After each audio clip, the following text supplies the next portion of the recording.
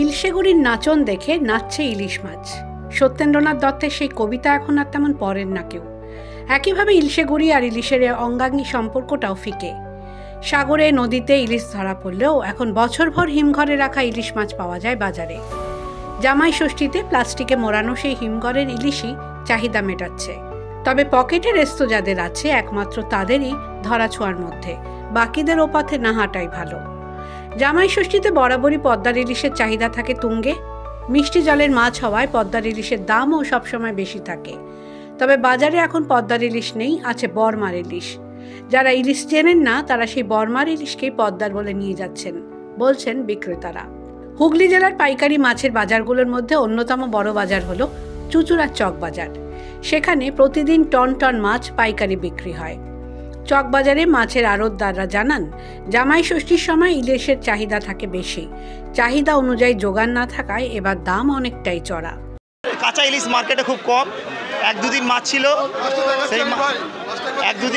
তখন মাছের রেটটা একটু কম ছিল। এখন যত মাছ জামাই ষষ্ঠী এগিয়ে আসছে, মার্কেটে কাঁচা মাছটা নেই, স্টোরে মাছটা আছে। এরম সাইজের মাছ, 1.5 কিলো সাইজের মাছ 1600 টাকা, 1550 টাকা, 1700, যার যেরকম কোয়ালিটি সেইভাবে দাম চাওয়া হচ্ছে। কিন্তু কোয়ালিটি ভালো, ইন্ডিয়ান মাছ কম, এটা বারবার মাছ, বারবার থেকে আসছে। হ্যাঁ, পদ্মার ইলিশ এখন মার্কেটে নেই। আর পদ্মার ইলিশ যদি মার্কেটে থাকে, 1 কিলো সাইজের মাছের রেট হবে 1600-1700 টাকা রেট হবে। ঠিক আছে, ছিল হাওড়াতে ছিল, কিন্তু ওই মাছ এই মাছের কম্পিটিশনে পারবে না। মাছের চাহিদা আছে, প্রচুর চাহিদা।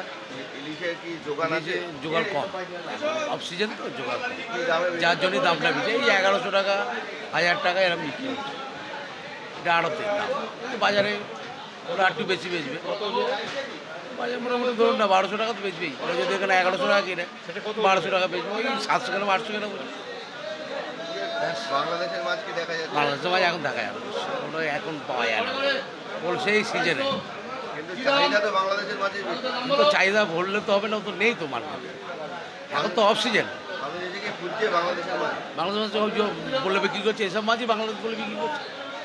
আর কি করবো, যে চেনে না সে বাংলাদেশ, যে চেনে না সে বাংলাদেশ ভেবেই নিয়ে আসছে। ইলিশ ভাপা আর এক পিস অন্তত ভাজা জামাইয়ের পাতে না দিলেই নয় মনে করছেন যারা, তারা কিনছেন চড়া দামেই। তবে সবার সে সাধ্য হচ্ছে না।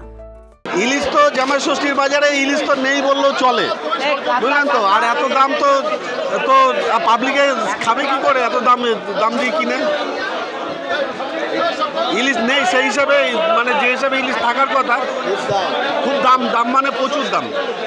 হ্যাঁ, 1300-1400 টাকা কেজি। একটু বড় মাছ দিলে 1500 টাকা কেজি, কেনাই যাচ্ছে না।